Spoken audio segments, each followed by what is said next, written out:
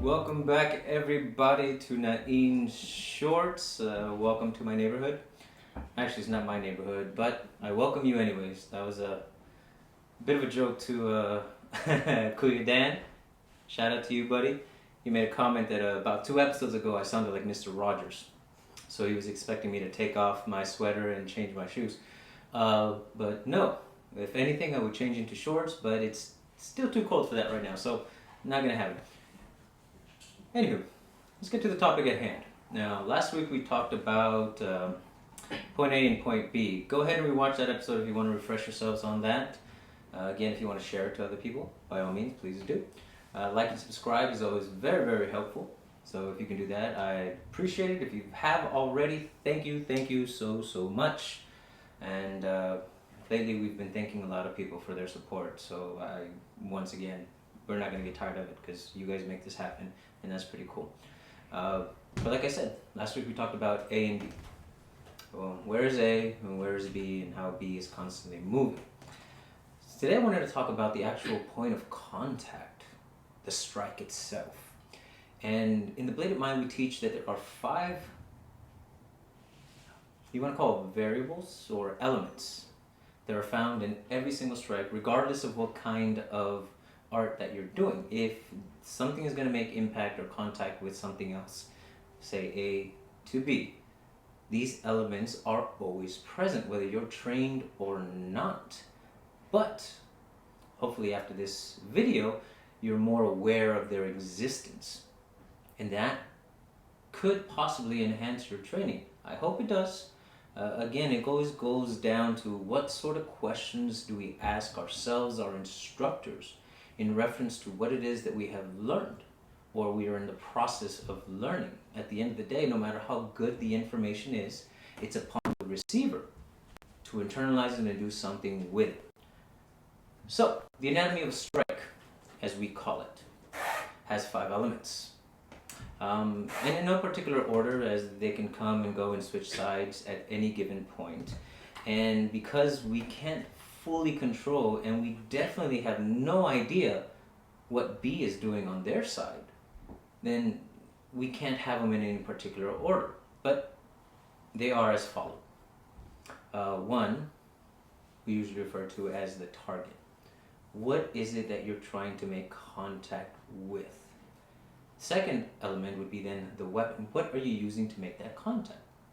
Now, with an actual weapon, something that you hold in your hand, which we refer to as a tool, as we teach our students in the Bladed Mind, that you are the weapon.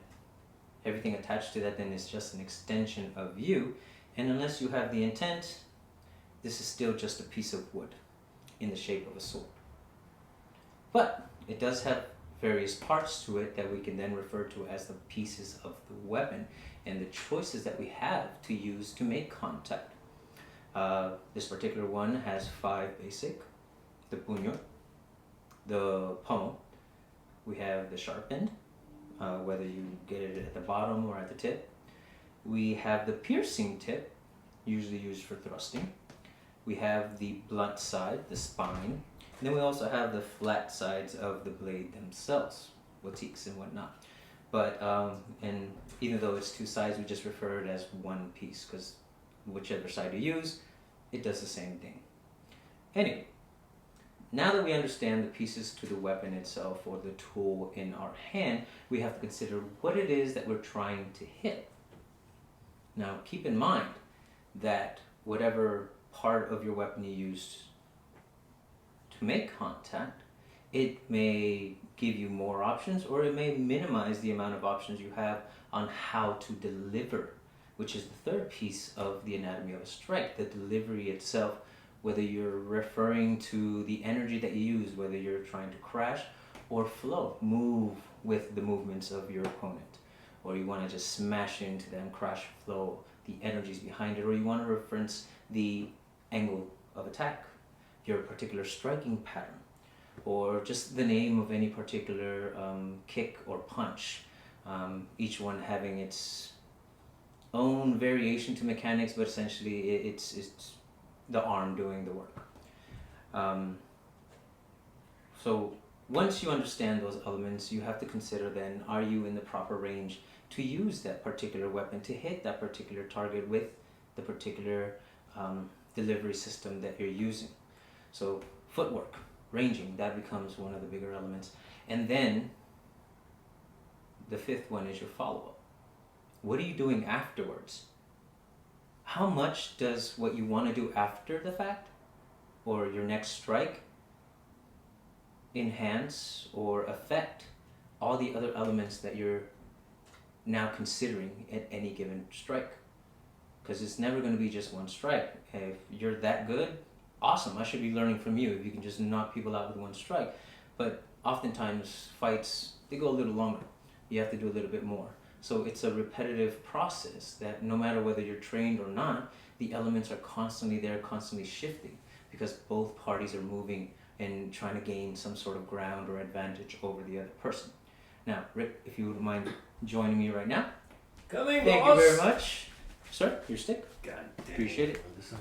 Hey, you went the wrong way. You Ta-da. cued to the left and you went to the right. I know. That's not my fault. You're the director. I'm fired. Fine.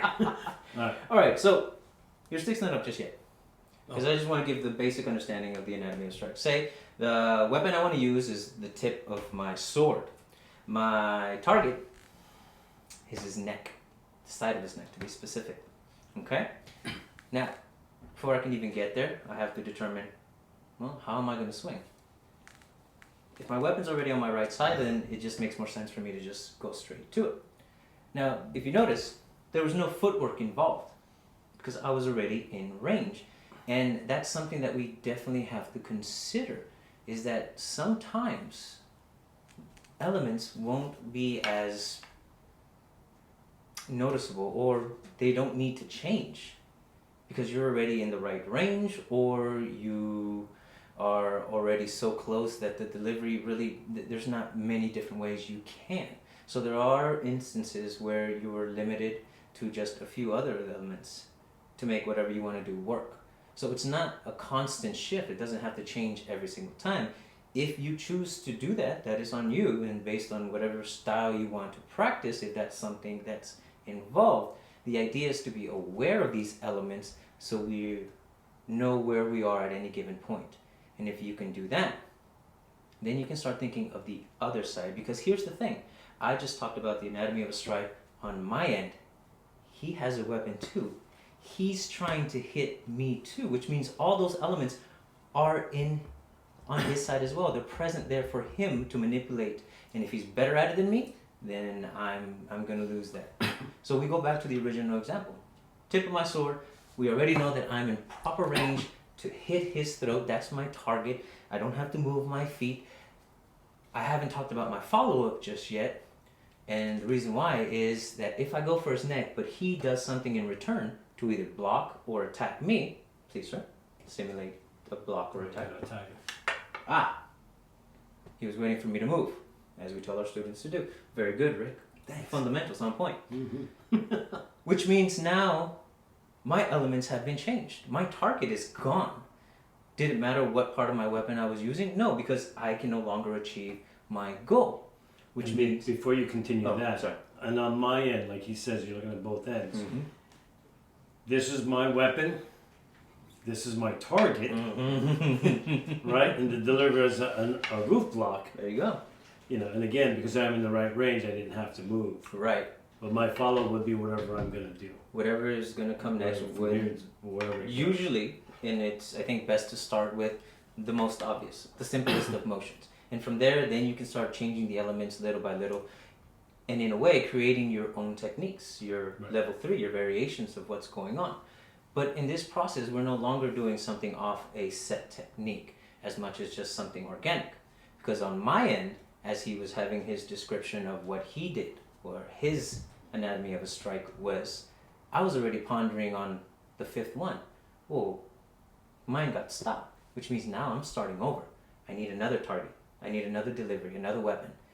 And will I require footwork in order to achieve it? And then do I go back to my original plan, or do I change that as well? So if we play this out again, here it is. Now I had to move in closer because now I want to be short range to this. I can no longer strike that side of the neck. It's not that I can't. Let me backtrack. Is that would it make sense for me to try to get all the way on this side just so I can hit him here? And if I do I even have enough room to deliver this properly? Or does it make more sense to just switch sides and now I can cut here cleanly? Whether his hand comes up or not is irrelevant. Because even if his hand does come up to block that, my target is now his hand. And because he did what he did, my target became my hand. Because he's sneaky that way. Thanks, Rick. Trying to make a point here and you just get all up. I was just helping myself. Got it. He's fun that way. But did you like that? Yeah, that was pretty cool actually. Yeah. Again, follow through. Complete what you're doing. No, well, and the reason why I did that, folks, is to show that this is a both-sided game. Mm. It's never left to just what you're thinking. No. You also have to consider, like we say, both sides of the fight. And how did I know? Well, yeah, I'll just let you cut yourself. It becomes chess versus checkers. Right, and I would play chess. He always does. Sorry. Constantly. This is how we see things. But it makes sense, because the element's constantly changing. You can't predict where those elements are going to be. But if you're aware of them, then you can take advantage of them at more often when they come up, when they're present, and then eventually you can start putting them in places where you want them to be. Right. Yeah, and that's all I really did, wasn't it? That I dictated where his hand was on my weapon or on my wrist. Already, your hand couldn't do anything else, which meant I was going to strike you. Yes. Regardless of what you did. That allowed was me the to more do. logical sense to do. Yeah, and again, everything is this fast. Oh yeah, it's not something that can be just planned out. Oh, I'm going to do this and Yeah. I'm going to do this. It's the idea to explore the elements and how they can be used in any given point. That gives you a sense of variety, but it gives you proper variety because now you're not just talking about, oh, I'm going to do this technique, I'm going to do this technique. Now you're talking about concepts, ideas. How do I get that person to do what I need them to do, to put B where I need it to be, so I can get the better of it? And if I find myself in a situation where I'm at the worst place, my weapon hand is taken, clear shot to my throat, oh wait, I can just do this and lift my arm up. It worked for me. It usually does, Rick. That's why you're the instructor. Thank you very much.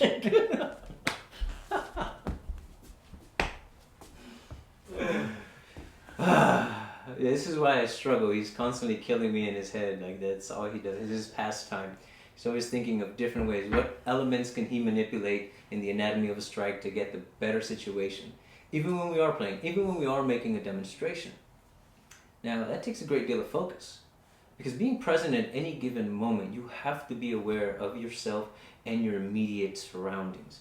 Things outside of your control, out of your reach, in a fight don't matter. You should still be aware of them.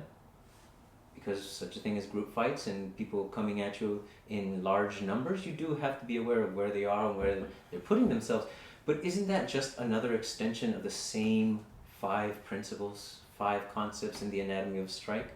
Because eventually somebody's stepping in, that's now your new target, whether you wanted them to be or not. And how you handle them, how you move on to the follow-up, the next series of the 5 elements, will determine how successful you are at either getting completely out of the danger zone or hurting somebody enough where everybody else is like, whoa, let me pause and rethink what I'm doing. Because ultimately, if we are martial artists training how to protect ourselves and those that we care about, it's not about beating the person in front of you.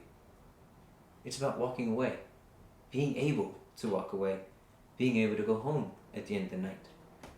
Now, that doesn't mean we don't train for worst case scenario. But if we can train this to be more aware at any given point, then most likely we will find more exits to get out of a situation than more entries on how to end them once they start. Thank you again for joining me on Nain Short. I had a blast. Rick, thank you for making me cut my own hand off. Once again, like and subscribe, please. Share if you have any questions, concerns. We'd love to hear from you. This has been a blast as always. So hope you guys have a wonderful evening. And in 3, 2, 1, cut!